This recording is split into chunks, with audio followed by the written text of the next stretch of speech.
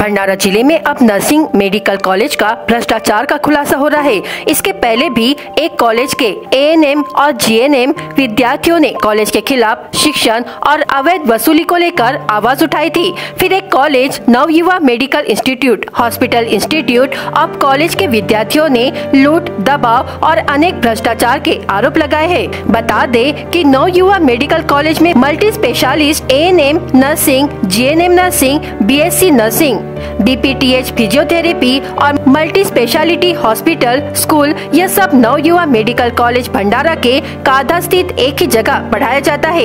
इस college में 5 से 6 courses को क्या पढ़ाने की अनुमति है?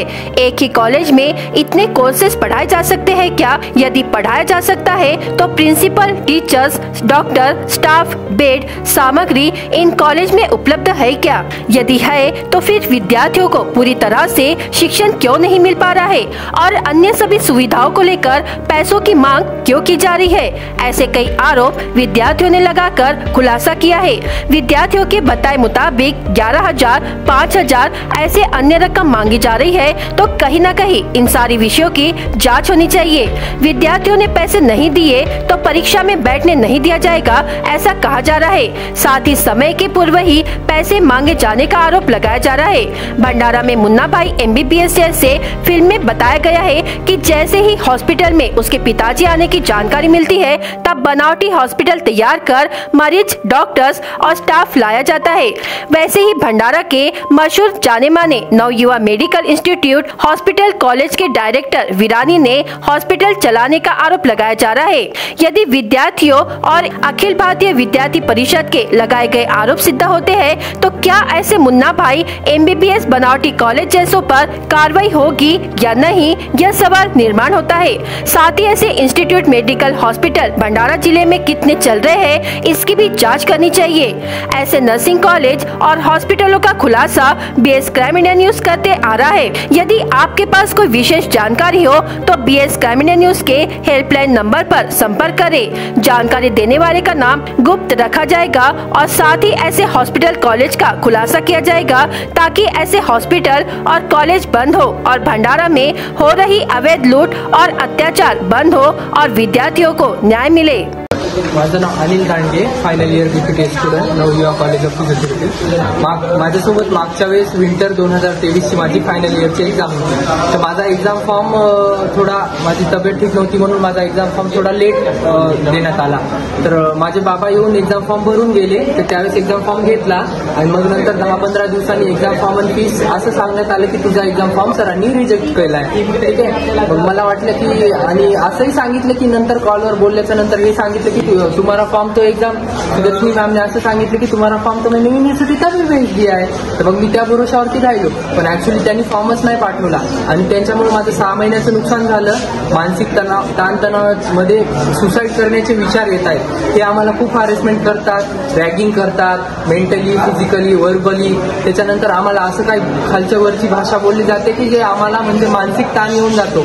आणि माझे 6 महिन्याचं नुकसान केल्यामुळं माझ्या मनामध्ये हे विचार येत होते की आपण सगळं शिक्षणासाठी एवढं करत आहोत तर मग जगावं की मरावं हे पण कधी विचार येतात। आणि विद्यार्थ्यांचे लेक्चर्स घेत नाहीत, त्यांचे क्लासेस नाही, आम्हाला प्रोफेसर्स नाही येतं, आम्हाला कोणत्या सोयी सुविधा नाही येतात, कॉलेजमध्ये मशीन नाही येतात, त्याच्यानंतर पिण्याच्या पाण्याची व्यवस्था नाही आहे, कॅन्टीन पण तसं फेक आहे, हॉस्पिटल फेक आहे, डमी हॉस्पिटल, आणि पेशंट पण बाहेरून जे आणले जातात भाड्यावरती, प्रिन्सिपल इन्स्पेक्शनच्या वेळेस भाड्यावरती येतात आणि सगळ्या गोष्टी पैसे देऊनच मॅनेज होतात। आणि त्यांना हे पण वाटत आहे की विद्यार्थ्यांनी आता हे करावं आणि पैसे देऊनच मॅनेज व्हावं। आणि सर आमची अटेंडन्स, मागच्या वेळेस माझी अटेंडन्स जवळपास 2-3 महिने 3 महिने तर होतीच, जवळपास 3 महिने, तर 0% अटेंडन्स असणाऱ्या मुलीचा फॉर्म ऍक्सेप्ट झाला कारण की तिने पैसे भरले म्हणून।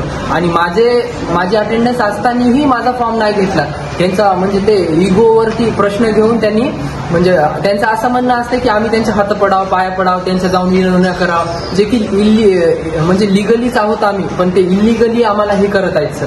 तर यांच्यावर म्हणजे सगळ्या प्रशासनाला आमची एक विनंती आहे की समिती नेमून सगळं व्यवस्थितरित्या याचा कारभार हे करावे आणि चौकशी करावी आणि जे काय सत्य ते बाहेर पाडावं। आणि जे जर कॉलेज वगैरे हे बंद झाल्याच्या नंतर विद्यार्थ्यांना चांगल्या याच्यामध्ये सगळ्या सोयी सुविधा देऊन ट्रान्सफर केल्या जातात. त्याच्यावरही हे पैशाचं जे झाले आतापर्यंत युनिफॉर्मचं, त्याच्यानंतर हॉस्टेलची फीस, बोनाफाईड आम्हाला 1-1.5 वर्षापासून बोनाफाईड नाही मिळालं. आमच्या स्कॉलरशिप येत नाही, स्वाधार भेटत नाही, गव्हर्नमेंटच्या स्कॉलरशिप येत नाही. एकाच बिल्डिंगमध्ये ANM, JNM, BSc nursing school आणि BPTS हे असे 4-5 कोर्सेस चालतात. तिथं मॅनेजमेंट काही नाही आहे, लेक्चरर्स नाही येतं आणि खूप आम्हाला एक्झामच्या वेळेस, हॉल तिकीटच्या वेळेस आमचे 4-5 दिवस आम्हाला जाऊन त्यांचे हातपाय पडावं लागतात, दिवसभर उभं राहावं लागते. तेव्हा जाऊन एक्झामच्या अगोदर 1-2 तास हॉल तिकीट भेटल्या जातं आणि सर सगळे दबाव तंत्र वापरलं जातं. म्हणजे विद्यार्थ्यांवर दबाव टाकायचा, त्यांना धमक्या द्यायच्या, त्यांना हे करायचं, हॅरेसमेंट करायचं आणि सगळं हे करून द्यायचं.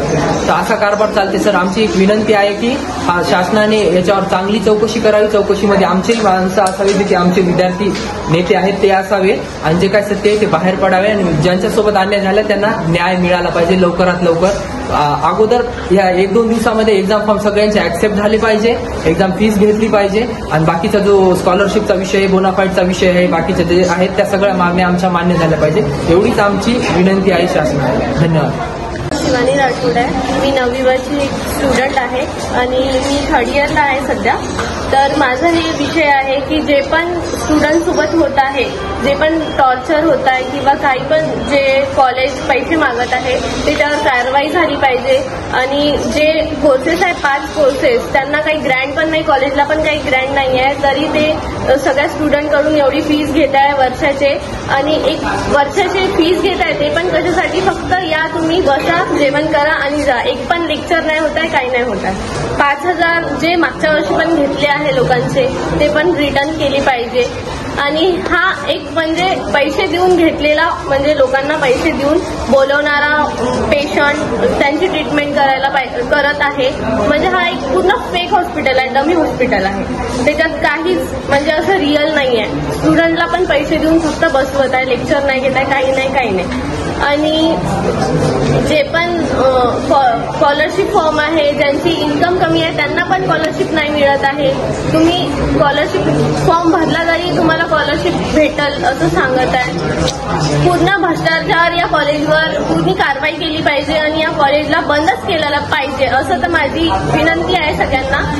आणि हॉस्पिटल पूर्ण फेक आहे, पूर्ण बोर्ड बदलतात, हर वर्षी नवीन रूल काढतात आणि हे GR नाहीच आहे. कोणत्याच युनिव्हर्सिटीचा GR नाही आहे की तुम्ही एवढे एक्स्ट्रा पैसे घ्या.